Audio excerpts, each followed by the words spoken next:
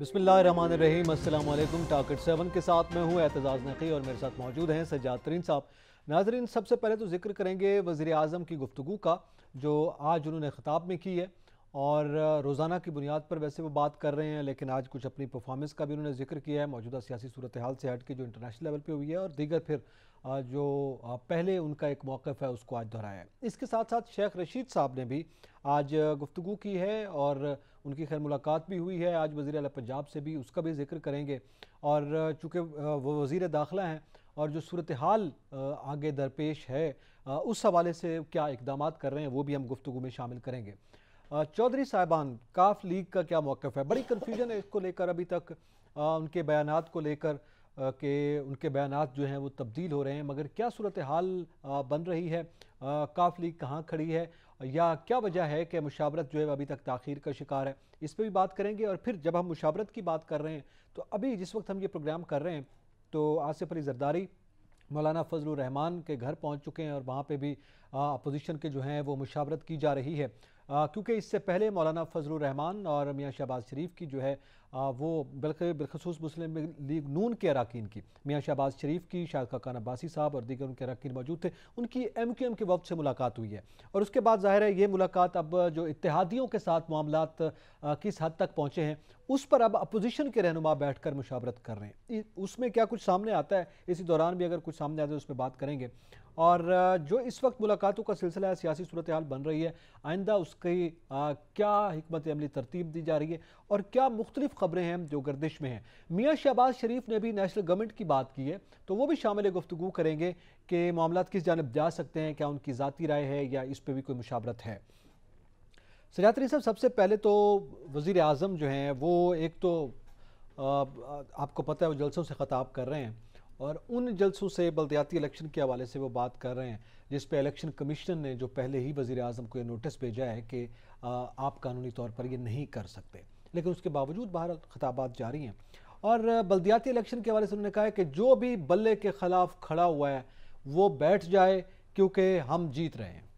एक तो उन्होंने ये इसके अलावा कुछ अहम बातें की हैं वो भी जिक्र करते हैं। पहले ज़रा इसका कि हम जीत आज रहे हैं मैं पहले आपको एक वाक़या सुनाना चाहता हूँ। वज़ीर आज़म थे महराज खालिद साहब, तो मुझे मेरी बहुत उनसे याद अल्लाह थी, कॉमरेड थे हमारे वो। जब वज़ीर आज़म थे तो मुझे उनसे इंटरव्यू करने का एक मौका मिला, तो मैंने उनसे ये बात पूछी कि आप में क्या चीज़ ऐसी है जो बाकी सियासतदानों में नहीं है। तो उन्होंने कहा कि आज तक मैंने ट्रैफिक का सिग्नल भी नहीं तोड़ा, मेरे पर ट्रैफिक का सिग्नल तोड़ने का भी कोई चलान नहीं है। ठीक है, ठीक है। उन्होंने कहा हुकूमत की जानिब से मुझ पे भुट्टो साहब के ज़माने में जब ज़िया आया तो हम अंदर रहे, वो हुकूमत पर्चे शर्चे करती रही मुझ पर, लेकिन मैंने कोई ऐसा काम नहीं किया कि ट्रैफिक का सिग्नल भी कभी खुद तोड़ा हो। ये है सर लीडरशिप, ये है लीडरशिप का मयार कि जब एक इदारा आपने ख़ुद बनाया और पाकिस्तान के आइन के तहत आपने एक इदारा बनाया हुआ है और उस इदारे का सरबरा आपने ख़ुद लगाया हुआ है। ठीक है जी, पाकिस्तान का आइन पार्लिमान ने बनाया है, पार्लिमान में प्राइम मिनिस्टर मौजूद हैं और वो इदारा जिस पार्लिमान ने बनाया वो इदारा ये कहता है उस आइन के तहत कि आप वहाँ नहीं जा सकते। प्राइम मिनिस्टर इमरान खान उसको खातिर में नहीं लाते। उन्होंने पहले भी प्राइम मिनिस्टर गए तो उन्होंने यही नोटिस जारी किया, अब भी। अब मुझे एक बात बताएं, जब प्राइम मिनिस्टर इलेक्शन कमीशन की बात नहीं मानते या उस पर अमल नहीं करते, वो ट्रैफिक सिग्नल पे जो आदमी तोड़ के निकल रहा है हम उसको कैसे रोकेंगे? और प्राइम मिनिस्टर इमरान खान जो है, देखें जो ट्रैफिक सिग्नल पे खड़ा होता है एक सिपाही है ना, वो जब हाथ खड़ा करता है ना गाड़ी रोकने के लिए, तो वो एक हाथ नहीं होता, वो पूरी रियासत उसके पीछे खड़ी होती है।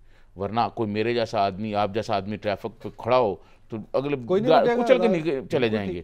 वो रियासत खड़ी होती है, वो जो हाथ यूँ करता है और गाड़ियाँ रुक जाती हैं। प्राइम मिनिस्टर इमरान खान जब खुद ये नहीं करेंगे और हमें इखलाकियात के बड़े बड़े भाषण देते हैं, फिर वो ये इखलाकियात होनी चाहिए, ये इखलाकियात होने, यूरोप में ये होता है, यूरोप में कोई बात नहीं करता, वो पिछले चोर डाकू थे वो होंगे। लेकिन आप क्या कर रहे हैं? जब आपको इलेक्शन कमीशन ने ये कहा कि आपने नहीं जाना, जब आप इदारों के पाबंद नहीं हैं, तो फिर आप दूसरे से क्या तवक्को रखेंगे? मैं समझता हूँ प्राइम मिनिस्टर इमरान खान को इस बात पर ज़रा ठंडे दिल से गौर करना चाहिए कि ऐसा नहीं होना चाहिए। जो फिर उन्होंने वहाँ तकरीरें की, अब देखें प्राइम मिनिस्टर इमरान खान को मैंने पहले भी कई दफ़ा कहा, प्राइम मिनिस्टर इमरान खान को अपनी कारकर्दगी बतानी चाहिए आवाम में जाकर, कि माजी में जब भी हुक्मरान गए हैं ना आवाम के पास, कि हुकूमत में भी हों और जलसे भी करें, तो वो ऐसे लग रहा होता है जैसे वो इलेक्शन में जा रहे हैं, और माजी में ऐसे हुआ है कई दफ़ा। एक तो कोई ऐसा मंजर शायद बन रहा है जो प्राइम मिनिस्टर मुसलसल जो है वो जलसे करते जा रहे हैं जी।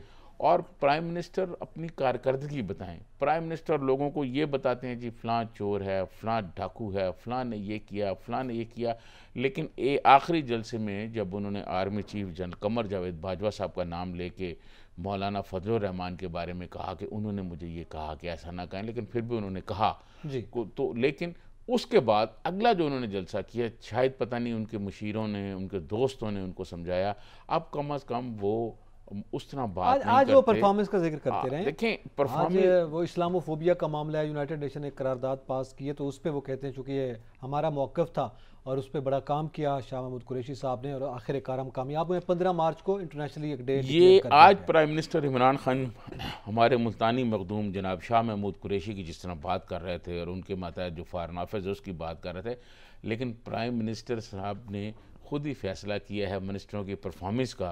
वो जो टॉप 10 लोग हैं उनमें हमारा मुल्तानी मखदूम नहीं है। सही, हमारा मुल्तानी मखदूम नहीं है, जबकि इस्लामाबाद में जो वजारतें हैं वो हैं 3-4 जो अहम वजारतें हैं जी। वजारत खारजा, वजारत दाखिला और वजारत ख़जाना।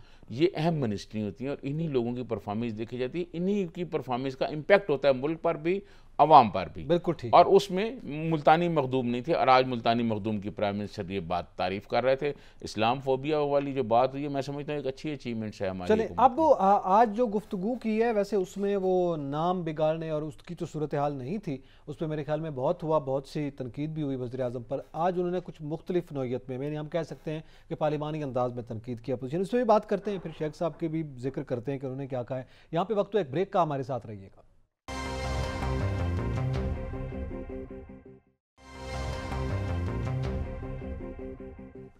वेलकम बैक नाज़रीन। ब्रेक से पहले हम ये गुफ्तगू कर रहे थे, इमरान खान साहब ने सवात जलसा किया, बल्दियाती इंतखाबात हैं, ज़ाहिर है उसकी कैंपेन भी है।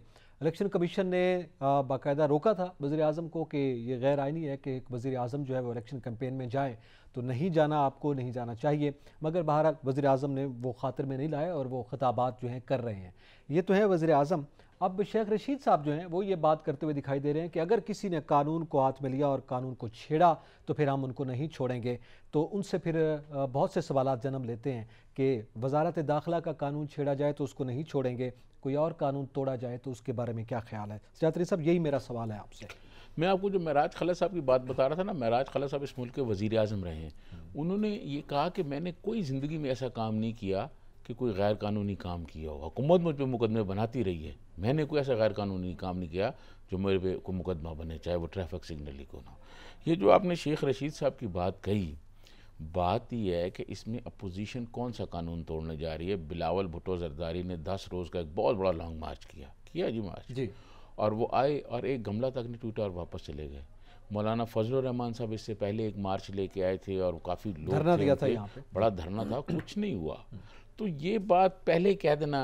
और शेख रशीद साहब का जो पॉलिटिकल पार्टियों के हवाले से अब रवैया है, ये उस वक्त नहीं था जो एक और धरना हुआ था और जिसमें वो धरने में बात हो रही थी, ठीक है जी। उस वक्त शेख रशीद साहब कुछ और ही बातें वो वाला धरना और वो वाला जलसा हम कहें जिसके मुआहदे के बारे में हमारे वज़ीर दाखिला को पता नहीं था, ठीक है जी, किस क्या हुआ। और मैंने पहले भी आपको एक प्रोग्राम में बताया कि जब जनरल नसीरुल्लाह बाबर ने इनको गिरफ्तार किया और ये बहावलपुर जेल में थे, और उस वक्त की जो बातें ये करते थे, और जो उस वक्त मैं और जनाब इरशाद हक्कानी साहब एक बहुत सीनियर अखबार नवीस थे, वो फौत हो गए। तो वो उस दिन वो भी वहाँ पे थे जब इनको बहावलपुर जेल में मिलने गए, और ये बहावलपुर जेल में जो अपने साथ होने वाली नाइंसाफ़ियों की दास्तानें जिस अंदाज में सुना रहे थे, वो किसी शाम गम से कम नहीं थी। ठीक है, अच्छा इस पे मैं मेरे ख्याल में शेख रशीद साहब मजीद क्या कह रहे हैं। वो उन्होंने मौलाना फजलुर रहमान साहब के लिए एक और नया लफ्ज़ भी आज बोले हैं वो, और कॉइन किया है, ज़रा सुन लें शेख साहब क्या कह रहे हैं जी, सुनाइएगा ज़रा। मुझे सबसे ज्यादा हैरत मौलाना फजलुर रहमान पे हो रही है। वो तो बिफरे पड़े हैं, वैशी जट पड़ने पड़े हैं। मौलाना फजलुर रहमान साहब से कहना चाहता हूँ कि ये सारे भाग जाएंगे, आप धर लिए जाएंगे। वज़ीर आज़म के बाद मौलाना फजलुर रहमान पर वज़ीर दाखिला ने भी एक और नाम जो है, जो कि नाम बिगाड़ने के हवाले से बातें की जा रही हैं। वज़ीर आज़म ने तो आज नहीं बिगाड़ा नाम और ना ही वो बिगड़ा हुआ नाम लिया है, लेकिन शेख रशीद साहब ने एक नया लक़ब दिया है मौलाना साहब को। अब इस सूरत हाल में कि वो वैशी जट का लफ्ज़ इस्तेमाल कर रहे हैं, सवाल यही है कि अभी तक तो उधर से कोई ऐसा ऑफेंस जो है वो सामने नहीं आ रहा, जैसे अभी आप बात कर रहे थे, और उससे पहले आप ये धमकी दे रहे हैं, और जबकि आप खुद जलसे का ऐलान कर चुके हैं और आपकी हुकूमती वज़रा के ये बयानात हैं, आपका अपना भी ये बयान है कि टांगे तोड़ने, फिर उसके बाद आपने कहा नहीं हम प्रोटेक्शन देंगे, और इसी तरह समंदर से इंसानों के समंदर से गुजर के अराकीन जाएंगे पार्लियामेंट में, फवाद चौधरी साहब का ये बयान है, और फिर देखते हैं कौन वापस आता है। कल भी हमने बात की है। तो ये क्या एक तरफा धमकियों का सिलसिला शुरू हो गया? मैं समझता हूँ कि ऐसा नहीं होना चाहिए। पाकिस्तान में जो भी काम होना चाहिए पाकिस्तान के आइन और कानून के मुताबिक होना चाहिए। देखें, कोई भी रियासत जो है ना, जब वो अपने आइन और कानून के मुताबिक नहीं चलती तो उसके लिए फिर मसाइल पैदा हो जाते हैं, बहुत मुश्किलात पैदा हो जाती हैं, हुकूमत के लिए भी, अपोजिशन के लिए भी और आवाम के लिए भी। तो जब आइन में एक तरीक़ाकार मौजूद है अदम एतमाद का कि नो कॉन्फिडेंस लाना है, उसका तरीक़ाकार क्या है, और वो आइन में दर्ज है वो चीज़ें। मोहतरमा बेनज़ीर भुट्टो के ख़िलाफ़ भी हुई थी, कोई जलसा, कोई जुलूस, कोई कुछ नहीं था, वो लोग आए थे और वो अदम एतमाद नाकाम हो गई थी। इसी तरह अब आप बात कर रहे हैं जी ये कर देंगे हम, आप 10 लाख लोग लाएं, आप 1 करोड़ लोग लें, उनका कोई फ़ायदा नहीं है। आपको 172 लोग जो हैं आपको पूरे करने, पूरे करने 172 लोग, आप अपने 172 लोग पूरे करें। आप वो कह रहे हैं अपोजिशन जब हमारे लोगों को छुपा के रखेगी, कुछ सिंध हाउस में छुपा के रखा गया है हमारे MNAs को, कोई पार्लियामेंट लॉजेस में हैं, उसमें कोई खवातीन भी हैं, आपको पता है ये आज खबर भी गर्दिश कर रही है। तो ये इल्ज़ाम आ रहे हैं, और अगर आप वापस कर दें रज़ाकाराना तौर पर, ये हुकूमत की जाने से कहा जा रहा है, अगर नहीं किए तो फिर जो है वो हम खुद बाजियाब करवाएंगे। तो ये सूरत हाल तो मेरे ख्याल में इंतहाई संगीनी की जानिब बढ़ रही है और इसके ख़तरनाक नताइज बरामद हो सकते हैं। देखें, मैं आपको अर्ज़ करूं कि ये इस किस्म जो सूरत हाल होती है, उस सूरत हाल से फिर आपको याद होगा मैंने एक प्रोग्राम में एक जुमला कहा था, मैं आज रिपीट कर रहा हूँ, वो अगर ऐसी कोई सूरत हाल हुई और अगर छीना झपटी शुरू हो गई कि वहाँ फोर्स लगेगी, वो उधर से फोर्स रोकेंगे, तो फिर ना चांद होगा ना तारे रहेंगे। सही, ठीक है। वो तो वज़ीर दाखिला खुद भी ये बात करते हैं, इस काम को रोकना चाहिए। वजीर नहीं, वो वजीर दाखिला जिस सिर्फ अपोजिशन को पैगाम देते हैं ना, अपोजिशन को खौफजदा करने की, और वो ये नहीं जानते कि अपोजिशन में जो लोग हैं उन्होंने बड़े बड़े ताले आजमाओं का मुकाबला किया है, बहुत बड़े ताले आजमा जो ये कहते थे कि अगले 10 इलेक्शन गैर जमाती कराऊंगा, अपोजिशन ने उनका सामना किया है। तो बड़े बड़े ताले आजमा जो आए और चले गए, ठीक है, और एक दिन आना है, सब ने चले जाना है। तो इस तरह नहीं है कि भाई कोई हमेशा के लिए ये कोई पॉसिबल आया है। तो मेरा सवाल यही है ना कि MNAs को छुपा दिया जाए, आपके PTI के MNAs को आप या कारकुनान को आप छुपा के रखें और उसकी बाजियाबी की बातें हों, तो ये क्या ये पॉसिबिलिटीज़ हैं? ये अदम एतमाद हो रही है जी।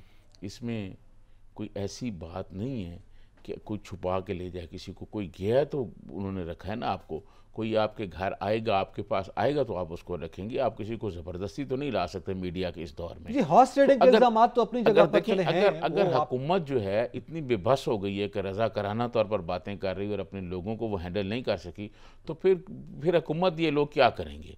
फिर शेख रशीद साहब ये जो इतना सर करते हैं कि ये कर देंगे, वो कर देंगे, कुचल के रख दूंगा, अपने MNAs उनसे कंट्रोल नहीं हो रहे। आप अपने MNAs को रखें, और अगर फ़र्ज़ किया अपोजिशन वाले उनको ले भी गए हैं, वो अपोजिशन वाले के पास चले भी गए हैं, तो वोट तो उन्होंने पार्लियामेंट में देना है ना आके। एक दफ़ा पंजाब में चीफ मिनिस्टर थे मंजूर वटू साहब जी, मंजूर वटू साहब के खिलाफ अदम एतमाद पेश कर दी थी, पीपल्स पार्टी के हमायत से बने हुए थे, ये इनके खिलाफ अदम एतमाद आ गई, तो जो मुस्लिम लीग नून में या नवाज शरीफ ग्रुप के लोग थे, इन्होंने अपने बंदों को मरी में रखा हुआ था। अच्छा, तो रिट कर दी हम अपना high court, Lahore high court में कि जी हमारे बंदों ने अदम एतमाद पेश किए, वटू यहाँ आने नहीं देते। तो मंजूर वटू साहब थे, उनके वकील ने कहा कि जी अदम एतमाद की तारीख का फैसला को मरी की सड़कों पे होना है, ये रिकॉर्ड पर बात है, ये तो असम्बली हाल एक मौजूद है जो आइन और कानून के मुताबिक ये वहाँ आए ना। देखिए ये जो अदम एतमाद है, जो अदम एतमाद है, भले कहीं रखे जाएं, फैसला जो होना है वो तो पार्लियामान के अंदर होना है, पार्लियामान के अंदर आके वो वोट देंगे, और अगर वो पार्लियामान के अंदर आके भी आपको वोट नहीं देते तो फिर आपने क्या कहानियाँ सुनानी है हमें। ठीक है, अच्छा इस हवाले से मज़ीद बात करते हैं, ज़रा काफ लीग की भी बात करते हैं। चौधरी परवेज़ इलाही के बयानात जो हैं कल कुछ और था, आज कुछ और है, तो ये कहा जा रहा है, लेकिन एक्चुअल सिचुएशन की इस पे बात करेंगे ब्रेक के बाद। हमारे साथ रहिएगा।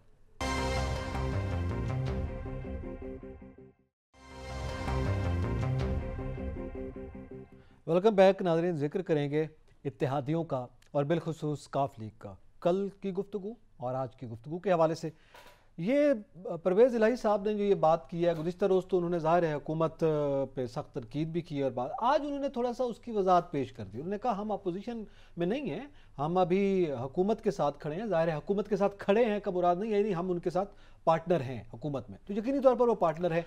और दूसरा वो ये कह रहे हैं खान साहब जो हैं वो नेक नीयत आदमी हैं, दयानतदार आदमी हैं, और मुशीरों के हवाले से है। तो बाकी तनकीद तो हम पहले दिन से उनके साथ कर रहे हैं। और फिर ये बात करके आज चौधरी परवेज़ इलाही साहब जो हैं वो लाहौर भी चले गए हैं काफ लीग के। तो ये ज़रा बताएं कि क्या अंदरूनी कहानी क्या है इसकी? देखें, मैं आपको अर्ज़ करूं कि चौधरी परवेज़ इलाही चले गए हैं और बयान भी उन्होंने दे दिया है, उन्होंने पहले भी बयान दिया है। ये सारी बातें जो हैं अगर ठीक हैं तो अगले 2 हफ्तों में पता चल जाएगा ना, जैसे ही तारीख़ अदम एतमाद आएगी।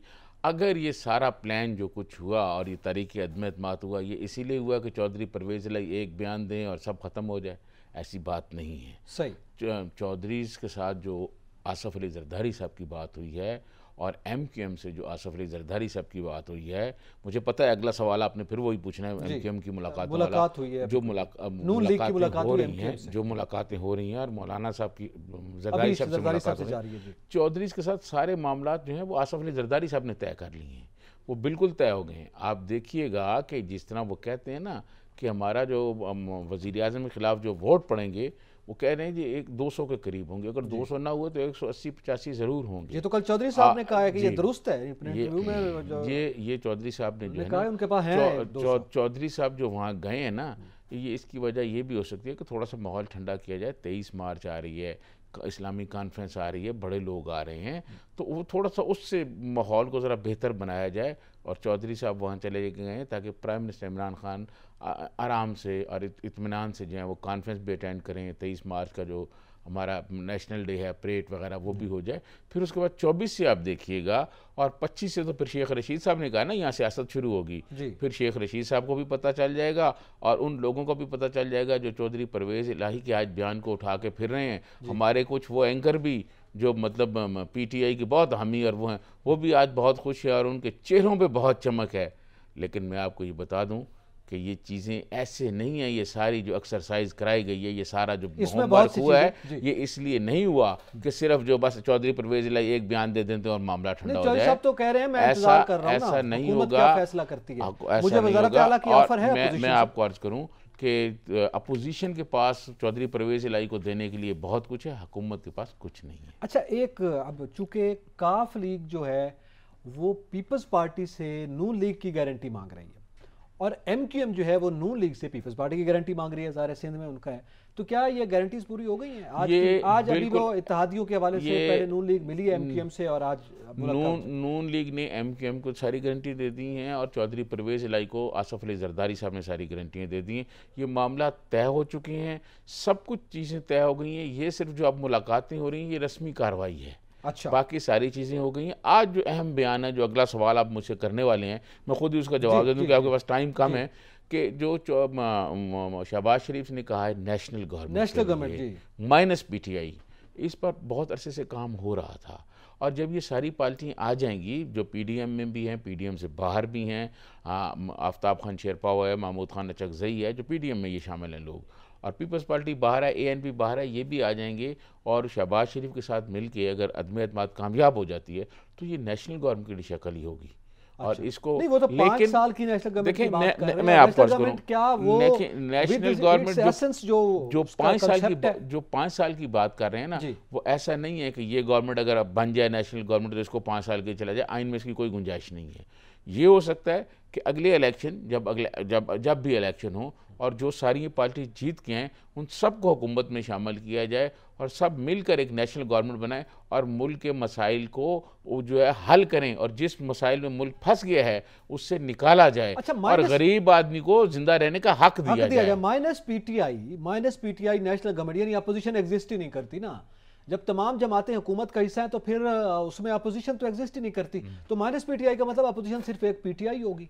देखें ये एक ख्याल है, उनकी एक राय है, देखें ये बिल्कुल ऐसे ही है कि अपोजिशन में वो होगी, लेकिन एक मैं आपको बताऊँ, एक अदम एतमाद नहीं है, एक फॉरेन फंडिंग केस भी है और वो फॉरेन फंडिंग केस का फैसला भी अभी आना है।